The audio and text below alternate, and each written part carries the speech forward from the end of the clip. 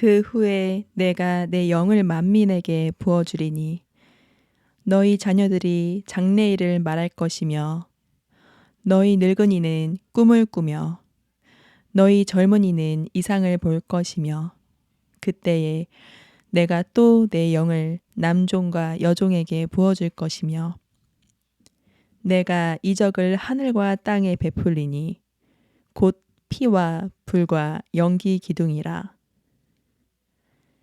여호와의 크고 두려운 날이 이르기 전에 해가 어두워지고 달이 핏빛같이 변하려니와 누구든지 여호와의 이름을 부르는 자는 구원을 얻으리니 이는 나 여호와의 말대로 시온산과 예루살렘에서 피할 자가 있을 것이미요 남은 자 중에 나 여호와의 부름을 받을 자가 있을 것임이니라. 하루는 하나님의 아들들이 와서 여호와 앞에 섰고 사탄도 그들 가운데에 온지라. 여호와께서 사탄에게 이르시되 내가 어디서 왔느냐?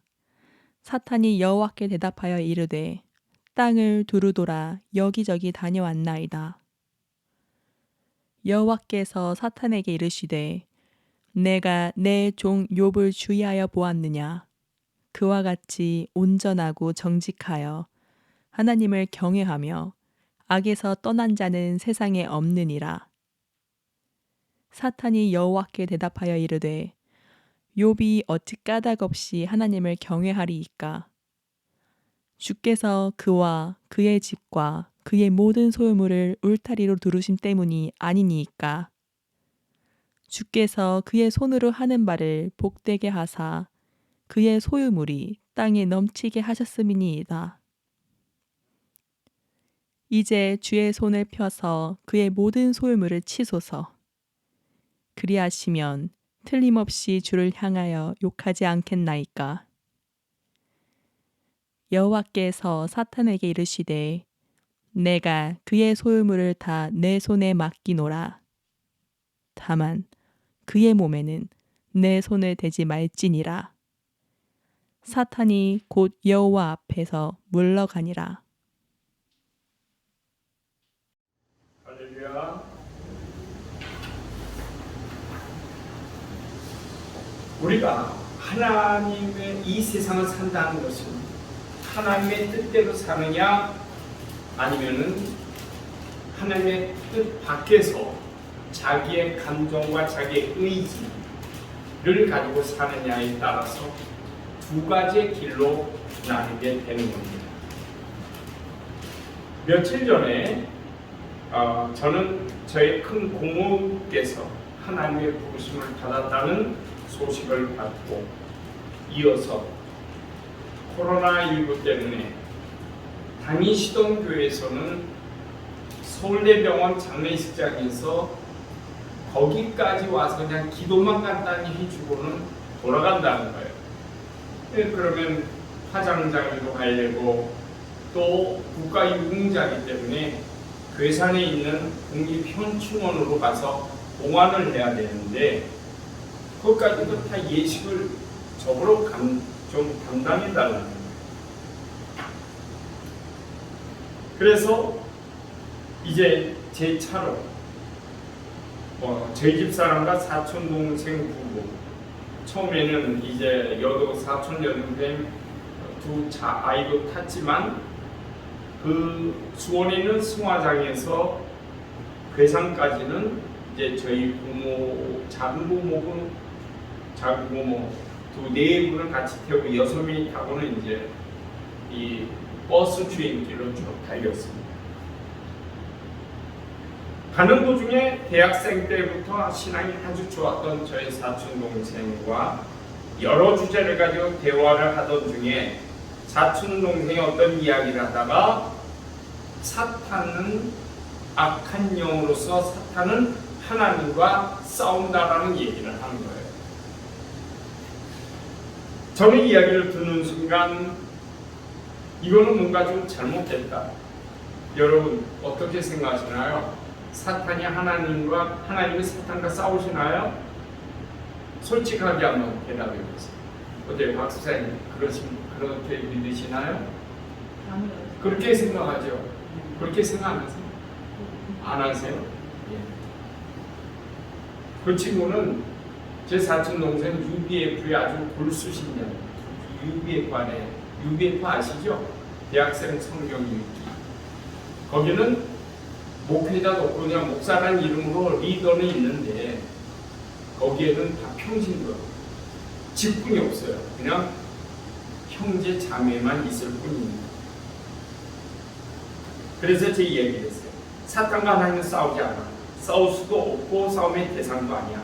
쉽게 말하면 체급이 달라.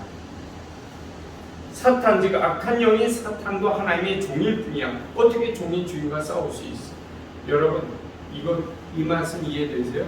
사탄이 하나님의 종이라는 사실 이해할 수 있습니까? 아마 이렇게 이야기하니까 이해할 수 있다고 할지 모르겠지만 보통은 어떻게 사탄이 하나님의 종이 될 수 있어? 그렇게 제 사촌 동생도 아니 어떻게 사탄이 악한 영이 하나님의 종이 될 수 있습니까? 그렇게 이야기하는 거예요. 여러분, 사탄이 하나님의 종인 증거는 성경에 널려 있습니다. 그 증거로 아까 저희 집사람이 공독해 준 욥기 1장 6절에서 12절을 바로 그 부분에서 나옵니다. 욥기 1장은 이제 욥에 대해서 설명하면서 동방의 의인이요 그러면서 쭉 얘기가 나옵니다. 그리고 하나님의 회가 있습니다. 하나님의 모임. 하나님께서 하늘의 영들을 거느리시고 모여 계시는데 거기에 사탄이 참여했어요. 재밌죠? 무슨 신화, 영적인 세계가 그런 겁니다. 신화 같지만 많은 성경학자들은 이것을 신화로 해석을 하지만 저는 실체로 믿습니다. 사탄이 들어왔어요. 그래서 이제 사탄에게 하나님은 물어보십니다. 네가 어디서 왔느냐? 하나님, 제가 땅의 여기저기를 두루 다녀왔습니다. 하나님이 기분이 좋으셨던 거예요. 욥을 생각하니까. 그래서 내가 욥을 주의하여 보았느냐? 욥을 주의 깊게 살펴봤느냐? 그와 같이 온전하고 정직하여 하나님을 경외하며 악에서 떠난 자가 세상에 없느니라.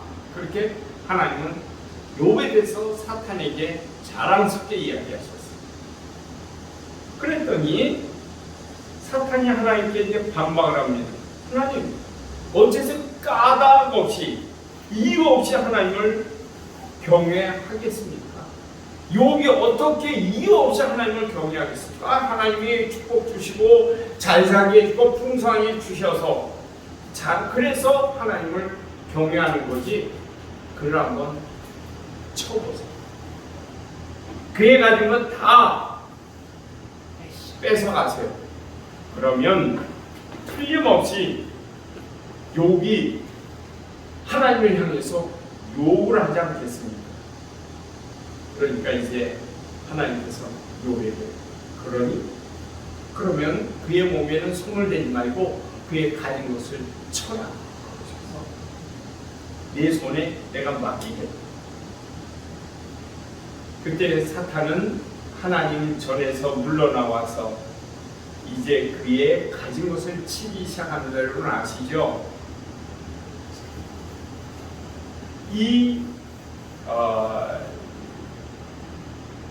종도 다 도적에 의해서 죽고 재물도 다 없어지고 심지어는 어떻게 됐습니까?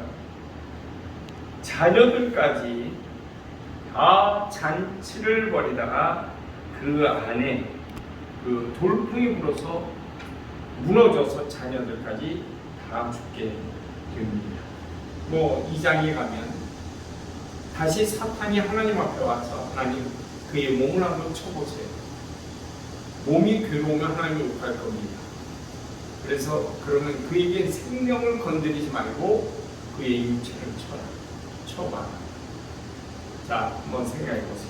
하나님께서 욥이 하나님을 원망할 것으로 생각하고 그리고 욥이 시험받은 뒤의 결과까지도 모르시고 하셨겠습니까? 하나님은 설계자의 하나님이세요. 모든 것을 주관하시는 하나님이시기 때문에 아시고 계셨던 거예요. 욥이 시험과 연단을 견디고 끝까지 인내하며 하나님을 배신하고 떠나지 않고 하나님 곁을 지키고 있을 것을 하나님은 아셨던 거예요. 그래서 사탄을 잘 끄덕끄덕 해봐. 그에게 생명만 건드리지 말고 다 해봐. 그렇게 말씀을 하셨고 이것이 이제 오늘 욥기 1장에 그리고 2장의 말씀입니다. 자, 우리가 한번 가만히 생각해 봅시다. 욥이 하나님의 칭찬받은 것이 네 가지가 있는데 우선 이것부터 살펴보죠. 욥이 하나님께 칭찬받은 것의 첫째는 뭘까요? 온전함입니다. 온전함. 네. 온전함이라는 것은요, 어떤 성경에는 인테그러티라는 말씀, 인테그러티. 이 인테그러티라는 말은 영어로 고결하다. 그리고 완전 품성이 고결하고 도덕적이다. 그런 뜻이 포함하고 있습니다. 근데 다른 성경에 보니까 perfect라는 말이 있습니다. 완전하다라는 말이 있습니다. 그런데 이 욥기에서는요, 다른 성경에서는 인테그러티를 쓰고 perfect라는 말을 쓰는데 이 욥기에서는 유일하게 blameless라는 말을 씁니다. blameless가 뭐죠? 흠잡을 데 없는, 나무랄 데 없는, 무결점의 흠잡을 데 없는, 야단칠 것이. 이 말씀은요, 말씀대로 살고 하나님의 뜻대로 살아서 하나님 보시기에 욥은 야단치거나 나무랄 데가 없는 사람입니다. 그런 뜻이에요. 다음으로 하나님께서 욥을 칭찬하시는 대목은 무엇일까요? 정직하다고 했습니다. 근데 이 욥기를 나타내는 성경에는요, 뭐 킹제임스 버전이 됐든 잉글리시 리바이스 버전이 됐든 뭐가 됐든 간에 onright라는 말씀입니다. onright라는 말은요, 우리가 보통 이 피아노가 onright 피아노거든요. 위로 고추 서 있다, 곧바로 위로 서 있다, 그런 뜻입니다. 그러면 이것은 뭐예요? 구부러지지 않고 곧게 서 있다라는 뜻입니다. 의롭고 올바르다는 뜻입니다. 여러분 그런 말 있죠?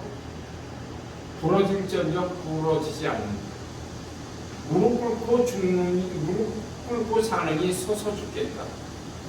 무릎 꿇고 죽느니 서서 죽겠다라는 말은 유명한 여러분 영화 300이라는 영화 아시죠? 그래서 스파르타 군대의 장군이 우리는 무릎 꿇고 사느니 서서 죽겠다. 그 얘기를 거기서 하는 것이 나와. 여러분, 구부러지지 않는다. 어떤 상황에 휘어지지 않는다. 내가 내 이익을 위해서 그곳에 나는 무릎 꿇지 않겠다. 아무리 내 이익이 커도 나는 올바름을 위하여 의를 세우고 하나님을 향하여 곧바로 서서 가겠다. 그런 뜻이에요.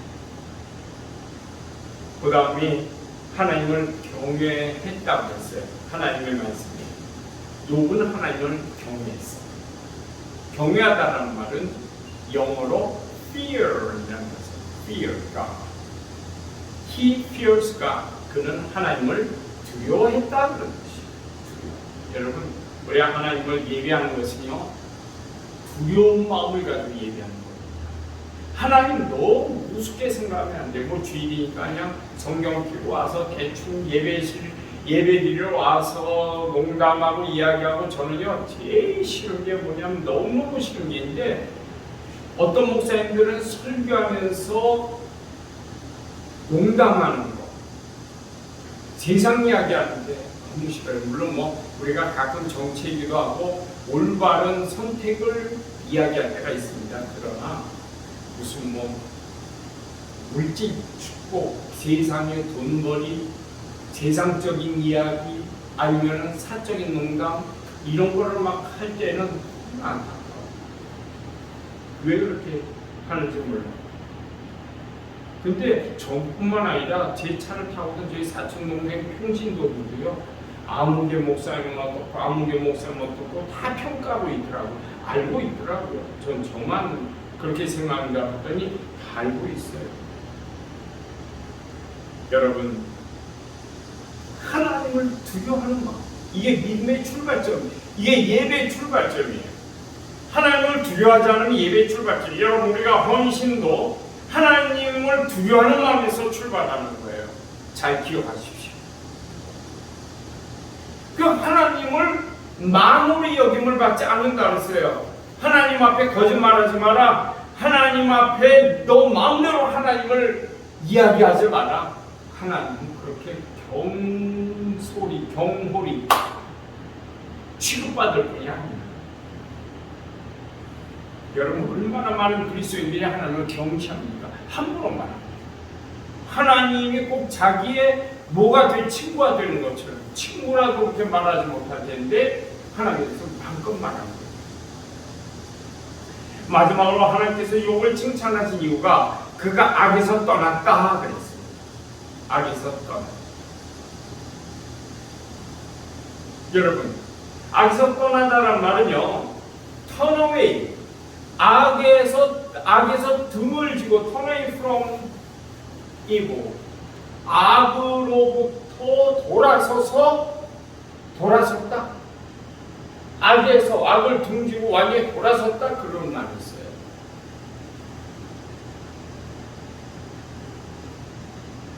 하나님 앞에서나 신앙적으로나 인품 면에서 욥은 책망할 것이 없고 올곧고 하나님을 두려워하며 항상 하나님의 명령 앞에 엎드려 순종하고 악은 그 모양으로 버리며 악에서 언제나 돌아설 줄 아는 욥은 하나님께서 칭찬하지 않을 수 없는 그야말로 하나님의 마음에 꼭 드는 사람이었어요.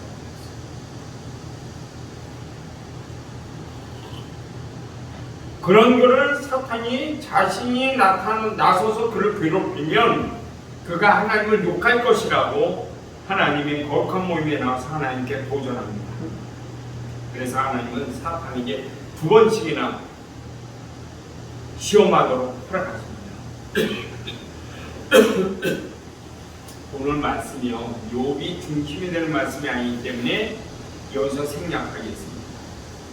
이 욥께서 보면 사탄도 하나님의 뜻을 묻고 하나님의 명령에 따라 하나님의 허락받아서 움직이는, 그래서 하나님의 허락이 아니면 하나님의 사람을 함부로 어떻게 할 수 없는 하나님의 종이기는 한데 그는 악한 종입니다. 또 한 군데 더 보실까요? 요한계시록 아까 봉독해 준 요한계시록 20장 7절에서요, 아까 10절까지만 읽었는데 15절까지 보면 사탄이 하나님의 뜻에 따라 심판을 받고 불 못에 던져져서 영원히 고통을 받고 하나님께서 정하신 벌을 받는 것을 볼 수 있습니다. 여러분, 사탄이 데려와 버리는 전쟁은 믿음의 사람들과 이 믿음의 사람들을 보호하고 지원하는 하늘의 종들인 하늘의 천사와 하늘의 군사들을 대적하는 거예요. 어떻게 사탄이 하나님과 대적할 수가 있겠어요? 물론 하나님의 사람과 하나님의 종들을 대적하는 것은 하늘의 천사와 싸우는 것은 하나님을 대적하는 것이요, 결론적으로는. 그러나 존재적으로 하나님 앞에서 하나님과 싸우는 거, 하나님께서 사탄과 결투하는 것은 절대로 아니라는 거예요. 이걸 아셔야 돼요.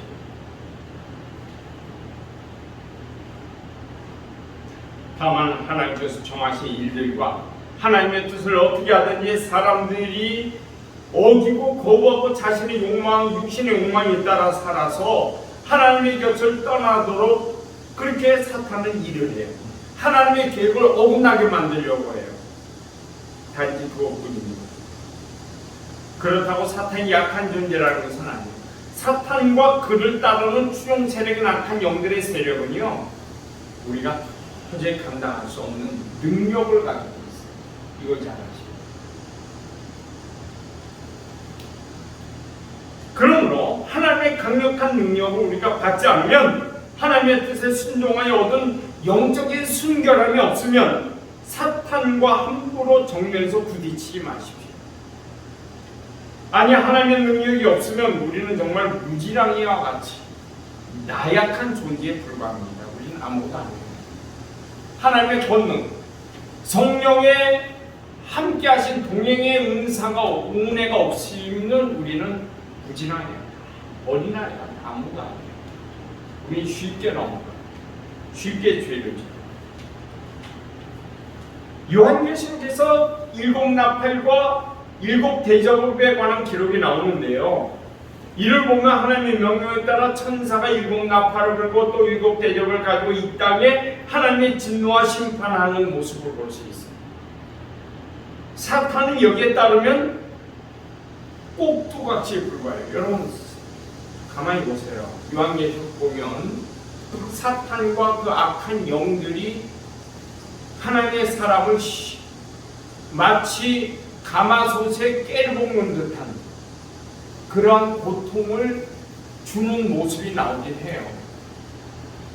그러나 하나님께 대적하는 흔적은 없어요. 하나님의 천군 천사 싸움이 있어요. 세상을 악과선 이분법적으로 보는 것은 성경적인 세계관이 아닌데 그건 사탄의 무서운 계략이에요. 자기가 하나님과 맞짱 뜰 수 있는 능력이 있다는 것을 믿음이 약한 사람들, 잘못 믿는 사람들, 성경을 제대로 보지 않는 사람들에게 그런 유혹을 줘요. 하나님과 난 맞짱 뜰 수 있어. 나는 하나님과 싸울 존재야. 사탄들이 자기 힘을 과시하게 하는 거예요. 마치 여러분 목도리 도마뱀이 어떻게 합니까? 맹수를 만나면 여기다가 목도리를 쫙 피고는 컬러풀한 아주 형형스의 목도리를 피고는 이렇게 하면서 허세를 보이죠. 그러다가 큰 맹수 만나면 한 입거리밖에 안 돼요.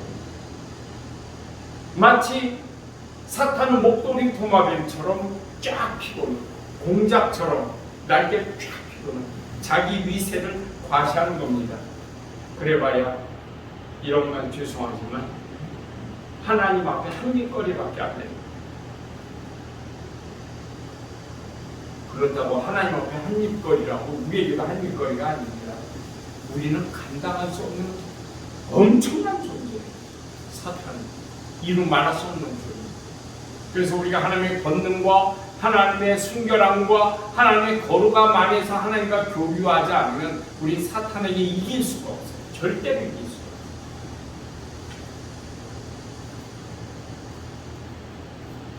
하나님은 크신 분입니다.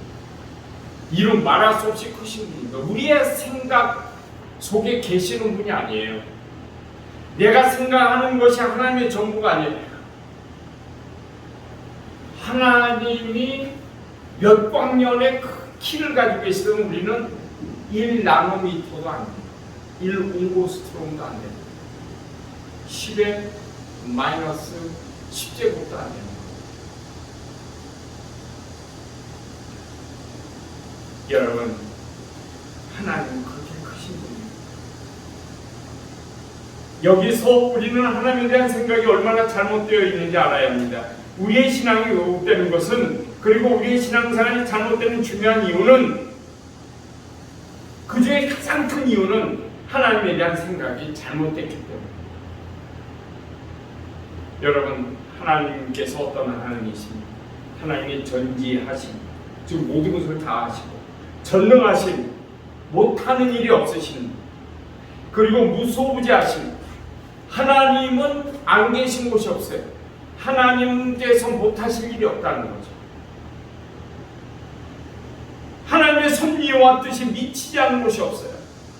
이것은 왜 이런 말씀, 무소부재 전지전능 왜 씁니까? 이것은요, 하나님의 뜻을 설명할 길이 없기 때문에 쓸 수 있는 유일한 형용사예요. 다만 한 가지, 성령님이 오셔서 우리의 하나님의 사랑을 우리에게 전해주시고 하나님의 뜻을 우리 마음에 이해시켜주시고 우리의 손을 잡아서 우리를 하나님의 손에 살포시 인도해서 주님의 섭리의 손을 잡도록 하실 때만 우리는 그때서야 주님을 좀 느끼고 깨달을 수 있어요. 그 은혜가 얼마나 큰데요. 하나님의 은혜가 너무너무 큰 거야. 너무너무 감사해요. 조금 느끼는 거예요.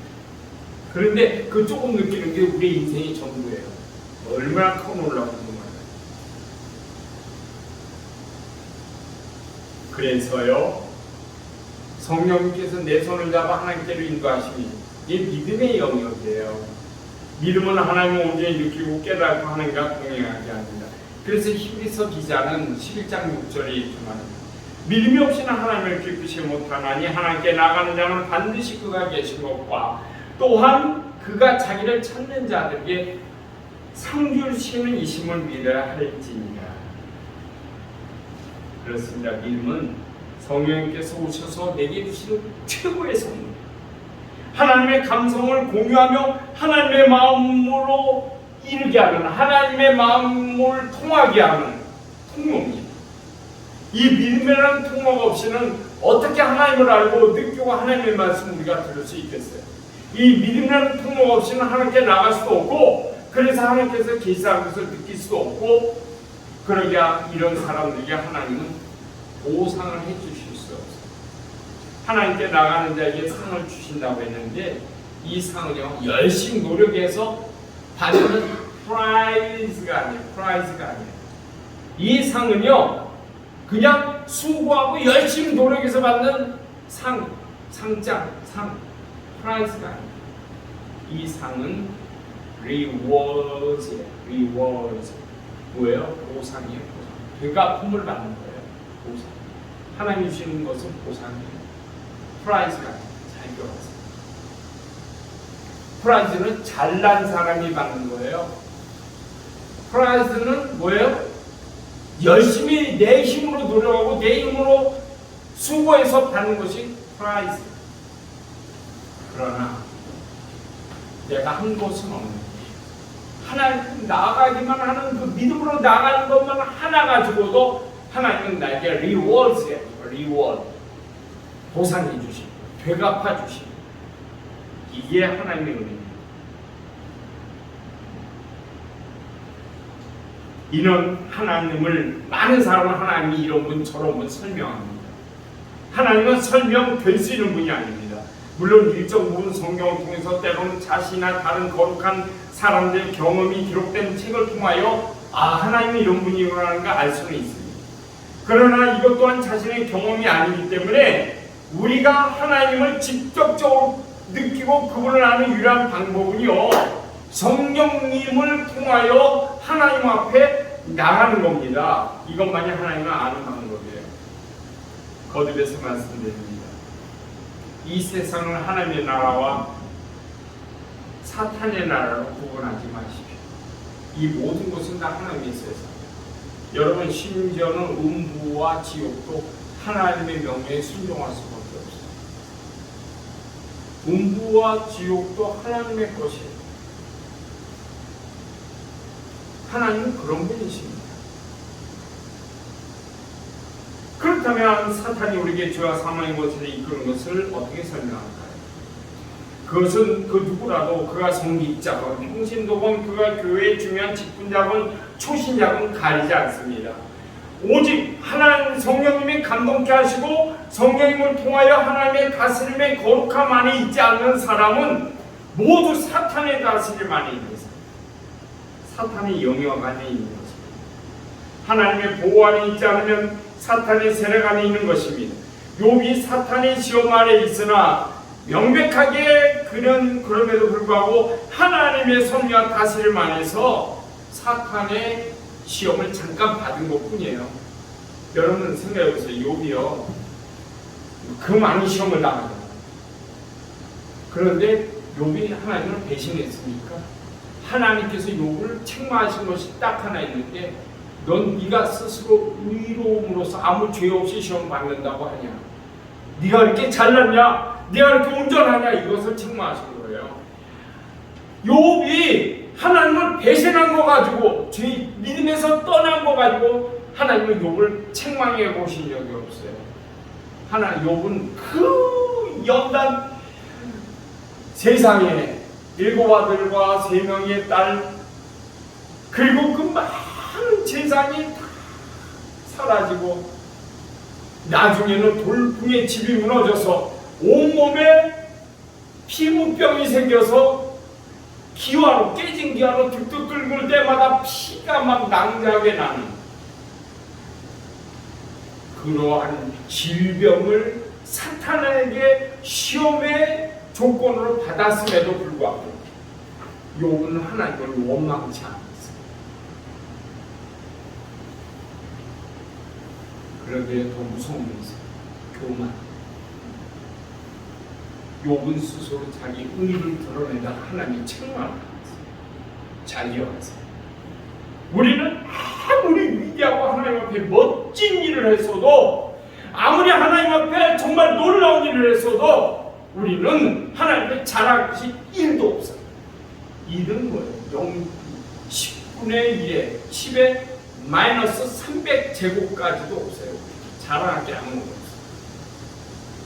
예수님은 너희는 자랑하지 마. 하나님께 이렇게 말씀드려요. 주의 종이 마땅히 하여야 할 일을 했을 뿐입니다 라고 얘기해요. 이거 우리 예수님의 말씀. 사도 바울은 뭐라고 하셨어요? 너희는 이미 잡은 것을 여기지 말고 오직 앞에 있는 것을 잡으려고 달려나가라. 항상 뒤에 이미 내 한 일은 다 잊어버려라. 이게 그리스도인의 자세입니다.